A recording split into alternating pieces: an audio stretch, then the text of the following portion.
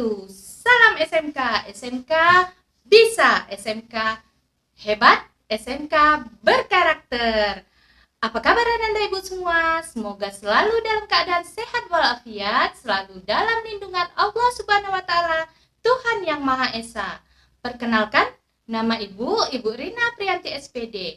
Ibu akan mengajarkan mata pelajaran sejarah Indonesia. Nah, mungkin di jenjang SMP Ananda Ibu semua tidak ada mempelajari mata pelajaran sejarah Indonesia. Tapi di jenjang SMK Ananda Ibu semua akan belajar mata pelajaran sejarah Indonesia. Kenapa sih harus belajar mata pelajaran sejarah Indonesia? Nah, tentunya Ananda Ibu semua adalah para generasi muda, yang mana generasi muda adalah penerus perjuangan bangsa. Maka dari itu, haruslah ditanamkan jiwa nasionalisme atau cinta tanah airnya melalui mata pelajaran sejarah Indonesia. Sebelum kita memulai pembelajaran kita hari ini, marilah kita berdoa menurut agama dan kepercayaan kita masing-masing. Berdoa mulai. Berdoa selesai. Nah, sebelum Ibu memulai atau menjelaskan materi pembelajaran hari ini, ada beberapa kontrak belajar yang harus Ananda Ibu patuhi. Yang mana kontrak belajarnya adalah pertama, Ananda Ibu semua harus mengikuti materi pembelajaran mulai dari awal semester sampai akhir semester. Yang kedua, Ananda Ibu semua harus bergabung dalam Google Classroom. Yang ketiga, Ananda Ibu semua harus memiliki buku tulis, yang mana buku tulis itu digunakan untuk merangkum atau membuat kesimpulan dari materi yang telah kita pelajari. Yang keempat, Ananda Ibu semua harus mengumpulkan tugas yang Ibu berikan dari setiap materi pembelajaran 5 menit sebelum jam pelajaran berakhir. Dalam kehidupan sehari-hari, pastilah Ananda Ibu memiliki sebuah sejarah kehidupan. Salah satu contohnya adalah ketika Ananda Ibu tidur di malam hari, lalu Ananda Ibu terjatuh, kemudian pagi harinya Ananda Ibu menuliskan dalam sebuah buku yang mana Ananda Ibu tuliskan jam Ananda Ibu mengalami sebuah mimpi, apa yang Ananda Ibu alami dalam sebuah mimpi tersebut, kapan kejadiannya, di mana tempatnya. Nah, beberapa tahun yang akan datang, Ananda Ibu kembali membaca buku tersebut, dan buku tersebutlah menjadi sebuah sejarah dalam kehidupan Ananda Ibu. Nah, adapun materi kita hari ini berkenaan tentang sejarah, yaitu tentang materi konsep dasar sejarah. Yang mana tujuan pembelajaran kita hari ini adalah Ananda Ibu semuanya mengetahui tentang konsep dasar sejarah, pengertian sejarah, ruang lingkup sejarah, dan cara berpikir dalam penelitian sebuah sejarah. Nah, untuk lebih jelasnya, Ananda Ibu bisa memperhatikan materi yang akan Ibu jelaskan berikut ini. Pada materi kali ini, Ibu akan menjelaskan tentang pengertian konsep dasar sejarah, asal-muasal kata sejarah, pengertian sejarah dari beberapa ahli sejarawan, unsur-unsur sejarah, dan konsep cara berpikir dalam sebuah penelitian sejarah. Nah, itu semua akan kita bahas melalui materi kali ini, yang mana nanti akan Ibu jelaskan satu persatu. Kita mulai dari konsep dasar sejarah. Apa itu konsep dasar sejarah? Konsep dasar sejarah adalah sebuah pedoman penting dalam ilmu sejarah untuk mengkaji seluruh aspek kehidupan yang terjadi pada zaman dahulu, zaman lampau, yang pada umumnya selalu terkait dengan konsep-konsep dasar berupa manusia, ruang, dan waktu. Nah, tanpa tiga konsep tersebut, maka tidak jadilah sebuah sejarah. Nah, kemudian ada pengertian sejarah. Kata sejarah berasal dari bahasa Arab, yaitu sajaratun, yang berarti pohon. Kata sajaratun kemudian diserap dalam bahasa Melayu, berubah menjadi sajarah, dan dalam bahasa Indonesia menyebutnya dengan sejarah, yang artinya silsilah atau keturunan. Kenapa disebut dengan silsilah atau keturunan? Atau kenapa disebut dengan pohon? Bayangkan pohon memiliki sebuah akar, yang mana akarnya tersebut bercabang-cabang dan membentuk seperti sebuah garis keturunan. Selanjutnya yaitu pengertian sejarah.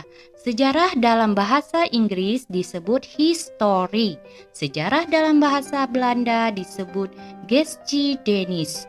Nah, itu tadi pengertian sejarah dalam bahasa Inggris. Kemudian ada pengertian sejarah menurut beberapa tokoh sejarawan. Yang pertama menurut Ibnu Khaldun. Menurut Ibnu Khaldun, sejarah sebagai catatan tentang manusia dan peradabannya dengan seluruh proses perubahan secara nyata, dengan segala sebab dan akibatnya. Itu menurut Ibnu Khaldun pengertian sejarah. Nah, selanjutnya ada pengertian sejarah menurut ahli sejarawan lainnya, yaitu menurut R.G. Collingwood, mengatakan bahwa sejarah sebagai penyelidikan tentang hal-hal yang telah dilakukan manusia pada masa yang lampau. Nah, jadi menurut R.G. Collingwood, apa saja yang menjadi hal-hal yang telah dilakukan manusia pada masa lampau itu adalah akan menjadi sebuah sejarah. Nah, kemudian menurut R. Muhammad Ali, sejarah sebagai ilmu yang menyelidiki tentang perubahan-perubahan, peristiwa, dan kejadian yang benar-benar terjadi pada masa lampau. Nah, jadi kalau menurut Muhammad Ali, apa saja yang menjadi perubahan-perubahan pada diri manusia tersebut terjadi di masa lampau, maka itu disebut dengan sebuah sejarah. Nah, selanjutnya ada menurut sejarah secara umum. Ini pengertian sejarah secara umum. Apa sih pengertian sejarah secara umum? Pengertian sejarah secara umum adalah ilmu pengetahuan yang mempelajari berbagai peristiwa atau kejadian penting yang terjadi dalam kehidupan manusia pada masa lampau. Itu pengertian sejarah secara umum. Jadi apapun yang terjadi pada masa lampau, itulah yang disebut dengan sejarah. Nah, selanjutnya akan kita bahas adalah unsur-unsur sejarah. Apa saja yang termasuk ke dalam unsur-unsur sejarah? Nah, unsur sejarah yang pertama yaitu manusia sebagai pelaku. Yaitu manusia memiliki peran dalam sejarah karena manusia memiliki akal dan budi. Dengan akal dan budinya, manusia dapat mengingat dan merefleksikan pengalaman hidupnya serta dapat mempelajari peristiwa masa lalu dan masa yang akan datang. Yang kedua ada ruang atau tempat. Ruang adalah konsep yang paling melekat dengan waktu. Ruang merupakan tempat terjadinya berbagai peristiwa-peristiwa sejarah.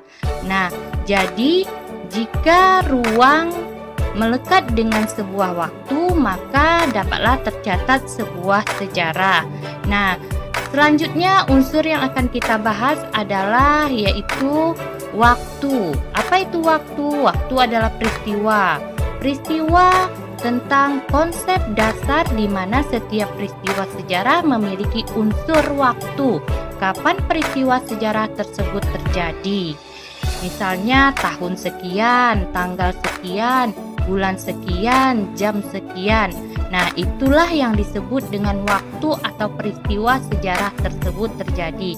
Nah, ini akan Ibu berikan sebuah contoh tentang unsur-unsur sejarah dapat dilihat dari sebuah tayangan gambar berikut ini. Nah, di mana dalam sebuah tayangan gambar berikut itu, pelaku atau unsur manusia dalam peristiwa pada gambar di atas adalah Soeharto yang tampak sedang membacakan naskah pernyataan berhenti sebagai Presiden Republik Indonesia. Adapun Wakil Presiden B.J. Habibie yang akan diserahi mandat sebagai pengganti Soeharto berdiri di sebelahnya dan beberapa tokoh lainnya sebagai latar belakangnya. Ruang yang menjadi tempat terjadinya peristiwa sejarah tersebut adalah di Istana Merdeka dan waktunya adalah 21 Mei tahun 1998. Nah, yang selanjutnya akan kita bahas adalah konsep cara berpikir dalam sejarah.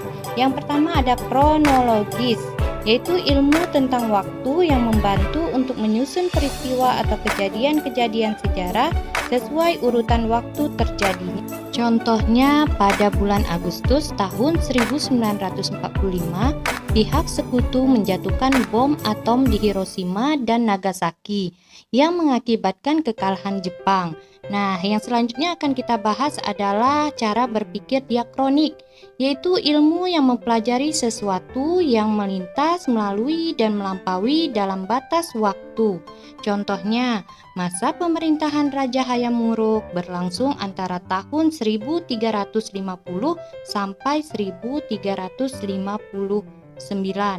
Kemudian ada sinkronik, yaitu ilmu yang mempelajari peristiwa sejarah dengan segala aspeknya pada masa atau waktu tertentu secara mendalam. Contohnya, seorang sejarawan ingin menyusun sejarah perekonomian bangsa Indonesia pada zaman Jepang.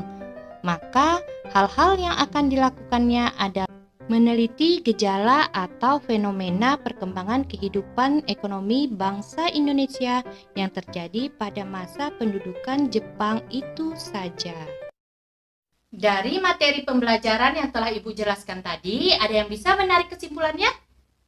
Ya, benar. Kesimpulannya adalah bahwa sejarah adalah kejadian yang telah terjadi di masa lampau, yang mana unsur-unsur sejarah itu ada manusia, ruang, dan waktu.